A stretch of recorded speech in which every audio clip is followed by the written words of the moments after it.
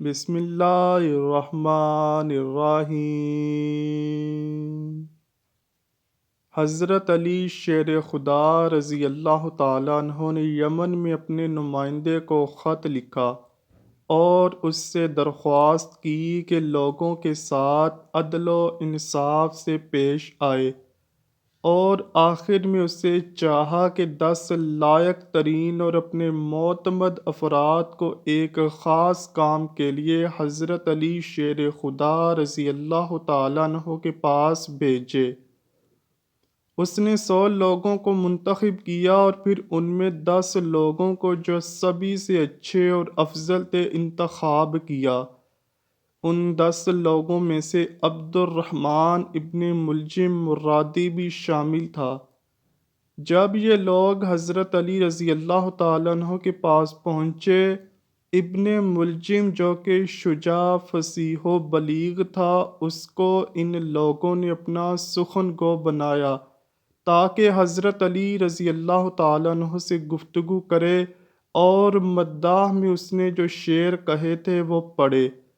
اس کی تمام باتوں میں ایک بات یہ تھی کہ ہم فخر کرتے ہیں، آپ فرمان دیں ہم سب غلامی کریں، اور ہماری تلواریں آپ کے دشمنوں کے لیے آمادہ ہیں۔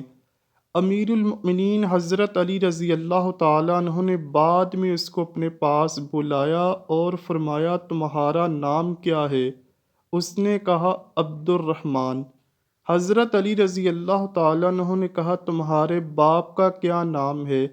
کہا کہ ملجم۔ حضرت علی رضی اللہ تعالیٰ عنہ نے کہا، کس قبیلے سے ہو؟ کہا، مراد سے۔ پھر حضرت علی رضی اللہ تعالیٰ عنہ نے اسے 3 مرتبہ کہا، کیا تم مرادی ہو؟ ابن ملجم نے کہا، جی ہاں امیر المؤمنین۔ اس وقت حضرت علی رضی اللہ تعالیٰ عنہ نے زبان پر کلمہ ترجیح جاری کیا، انا للہ و انا الیہ راجعون۔ ابن ملجم صفین اور نہروان کی جنگوں میں حضرت علی رضی اللہ تعالیٰ عنہ کے قافلے کے ساتھ تھا۔ جب لشکر اسلام نے خوارج پر غلبہ حاصل کیا تو ابن ملجم نے کہا، اے امیر المؤمنین، مجھے اجازت دیں میں آپ سے پہلے کوفہ جا کر آپ کی فتح کامیابی کی خوشخبری کوفہ والوں کو دوں۔ حضرت علی رضی اللہ تعالیٰ عنہ نے کہا، تمہارا مقصد اس کام سے کیا ہے؟ اس نے کہا، میں چاہتا ہوں کہ خدا مجھ سے راضی ہو جائے کہ حضرت علی رضی اللہ تعالیٰ عنہ کی کامیابی سے لوگوں کو خوشحال کر دوں۔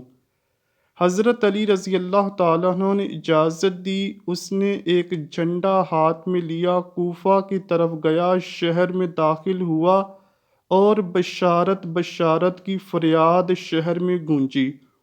اس طرح وہ گلیوں سے گزر رہا تھا کہ قطامہ کے گھر کے پاس پہنچا۔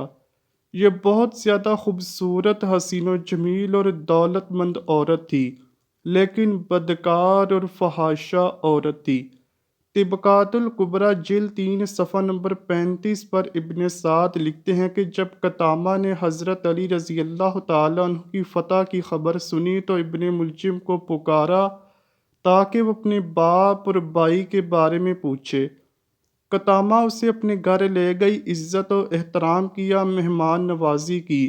ابن ملجم پہلی نگاہ میں اس کا عاشق ہو گیا اور اپنے دین و ایمان کو اس کے ہاتھوں بیچ دیا۔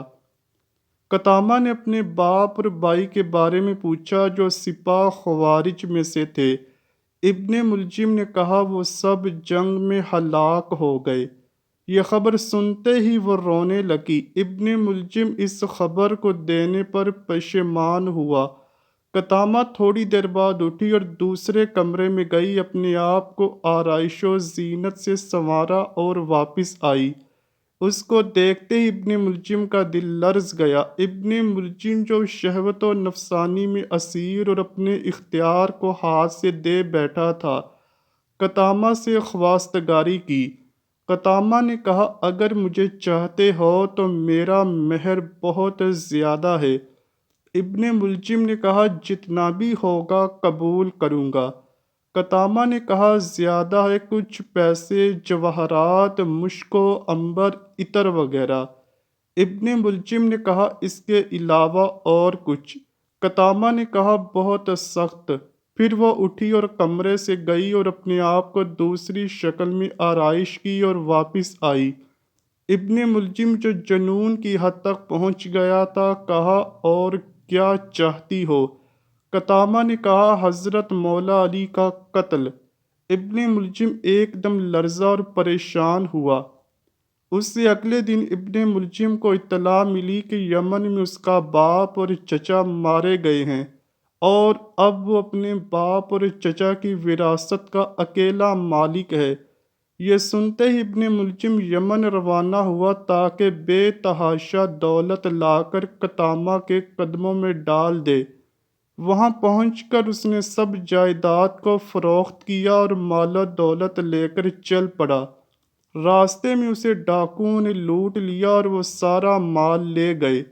ابن ملجم جنگل میں سرگرداں تھا، لیکن تھوڑی دیر بعد ایک قافلے سے جا ملا اور ان کے ساتھ ہم سفر ہو گیا۔ قافلے میں وہ دو شخص کا دوست ہو گیا، ان دونوں کا تعلق خوارج سے تھا۔ ان لوگوں نے کہا ہم نے عہد کیا ہے کہ علی، معاویہ اور عمرو عاص کو قتل کریں گے۔ اس گروہ کا نظریہ تھا کہ یہ تینوں لوگ مسلمانوں کے درمیان اختلاف کا سبب ہیں۔ چنانچہ عبد الرحمن نے قبول کیا کہ وہ حضرت مولا علی کو شہید کرے گا۔ وہ کوفہ پہنچا اور سیدھا قتامہ کے گھر گیا۔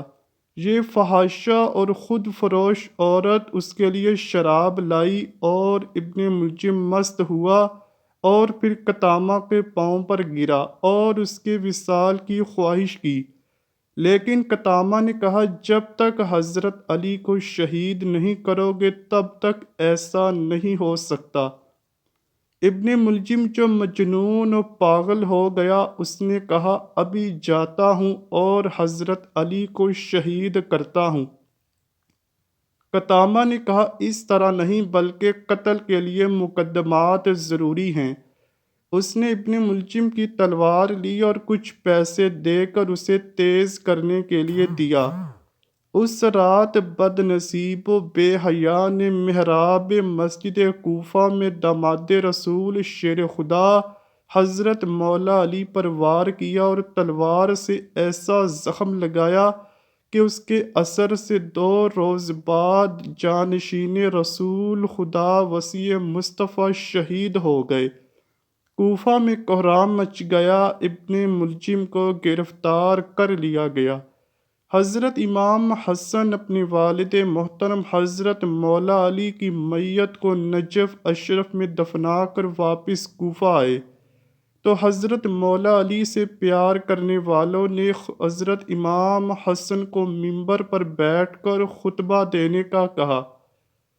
حضرت امام حسن رضی اللہ تعالیٰ عنہ منبر پر بیٹھ گئے اور حضرت امام حسن رضی اللہ تعالیٰ عنہ اتنا زیادہ غمگین تھے کہ آپ سے بولا بھی نہیں جا رہا تھا۔ حضرت امام حسن رضی اللہ تعالیٰ عنہ جب تھوڑے سے پرسکون ہوئے تو آپ رضی اللہ تعالیٰ عنہ نے کھڑے ہو کر بڑے جوش کے ساتھ خطبہ دیا۔ خطبے کے بعد آپ نے حکم دیا کہ عبد الرحمن ابن ملجم کو حاضر کیا جائے۔ جب عبد الرحمن ابن ملجم پیش ہوا، حضرت امام حسن رضی اللہ تعالیٰ عنہ نے اپنے والد گرامی حضرت مولا علی رضی اللہ تعالیٰ عنہ کی وصیت کے مطابق عبد الرحمن ابن ملجم ملعون پر ایک خاصی ضرب لگائی۔ ابن ملجم ضرب لگنے سے جہنم میں پہنچ گیا۔ ابن بطوطہ لکھتے ہیں کہ کوفہ کے سفر کے دوران کوفہ کے مغرب میں ایک مکمل سفید زمین کے درمیان ایک حصہ نہایت ہی کالا ٹکڑا دیکھا، اور جب میں نے تجسس کی حالت میں سوال کیا اور اس کے بارے میں تحقیق کی تو اس علاقے کے ایک مکین نے جواب دیا یہ حصہ حضرت مولا علی رضی اللہ تعالیٰ عنہ کے قاتل ابن ملجم کی قبر ہے۔ اور اہل کوفہ کی یہ رسم چلی آ رہی ہے کہ ہر سال یہاں لکڑیاں جمع کر کے 7 دن تک ان لکڑیوں کو جلاتے ہیں۔ اس وجہ سے زمین کا یہ حصہ کالا ہو گیا ہے۔ ناظرین اکرامی، 750 عیسوی میں بنو امیہ کی حکومت کا تخت بنو عباس نے الٹ دیا۔ بنو امیہ کا آخری حکمران مروان ثانی ایک انتہائی سست اور ڈرپوک حکمران تھا، جس نے ابو مسلم خراسانی کے ہاتھوں شکست کھائی اور یوں بنو عباس کی حکمرانی شروع ہوئی۔ تاریخ کی کتابوں میں درج ہے کہ ابو مسلم خراسانی نے بنو عباس کے ابو جعفر المنصور اور ان کے بھائی ابو العباس الصفا کو حکمرانی سونپ دی۔ اس طرح بنو عباس کے پہلے حکمران ابو العباس نے آتے ہی بنو امیہ کا نام و نشان مٹانے کی قسم کھائی۔ بہت سے لوگوں کو قتل کر دیا گیا اور کربلا کے واقعے میں ملوث تمام کرداروں کی قبریں بھی کھودی گئی اور سب کو سولی پر لٹکایا گیا۔ تاریخ ابن سعد میں لکھا کہ کوفہ میں موجود ابن ملجم کی قبر کو بھی کھودا گیا، لیکن اس کی قبر میں اسلحے اور سانپوں کے علاوہ کچھ نہ تھا۔ امید کرتا ہوں کہ آپ کو ویڈیو پسند آئی ہوگی۔ اگر ویڈیو پسند آئی ہے تو ویڈیو کو لائک کیجئے، شیئر کیجئے اور چینل کو لازمی سبسکرائب کیجئے۔ کمنٹ سیکشن میں اپنی رائے کا اظہار بھی ضرور کیجئے گا۔ ملتے ہیں اگلی ویڈیو میں، تب تک کے لیے اللہ حافظ۔